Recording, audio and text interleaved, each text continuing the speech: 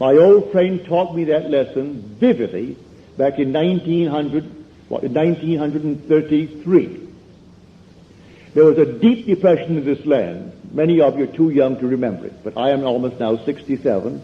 And I went through the deep depression back in New York City. I was a dancer. And who would pay a dancer when they couldn't eat? All the theaters were closed. I don't think more than 3 theaters out of 50 were open in Times Square.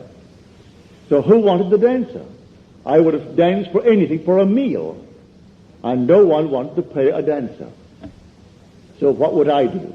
I wanted to go to my little island called Barbados. And I had no money. But when I said no money, I mean no money. Not just a little bit, but none. I said to my friend Abdullah, Ab, I would love to go to Barbados. He said to me, you are in Barbados. I said, I am in Barbados? He said, yes, you are now in Barbados. I didn't quite understand what he was telling me. I learned it afterwards.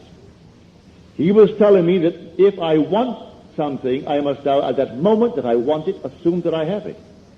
I want to go to Barbados, I am in Barbados. So this night when I sleep in Barbados. How? In my imagination. And how do I know I'm there?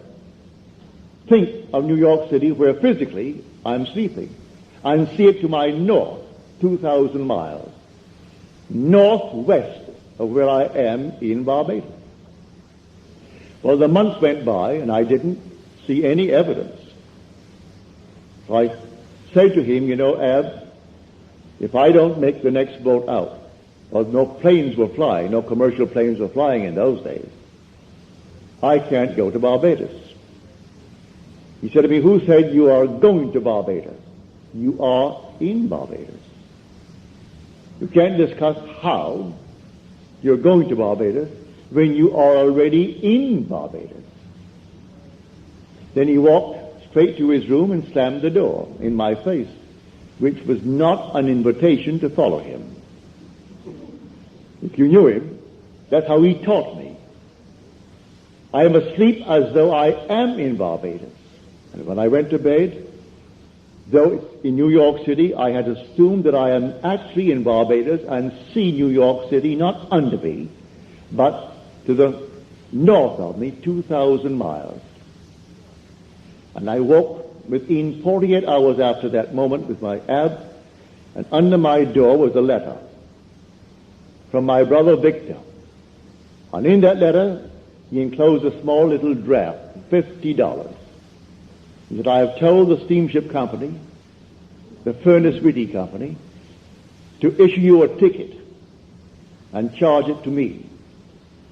The $50 is simply if you want some little thing like a suit of clothes. In those days you could buy a suit for $12, a fairly decent suit. You could buy a pair of shoes for $3.50 or $4. But he said the $50 just for anything you may need to get aboard the ship. But sign the chits, and I'll meet the ship and pay all expenses, and I will pay all the tips. So it's not for tips aboard the ship. I went down to the place and I told them what my letter said. I read my letter to them. They said, Mr. Goddard, we only have steerage from now on. But when we get to St. Thomas, the Virgin Islands, you may have first class because someone disembarked in St. Thomas. I accepted it. I went back to my friend Abdullah and I told him, Ab, it worked. I'm going on the 6th of December, but I have to go steerage until we hit St. Thomas, and then we go first class to Barbados. You know what he said to me? He said, who's talking of going to Barbados? You have gone to Barbados and you went first class. Well, what are you going to do with a man like that?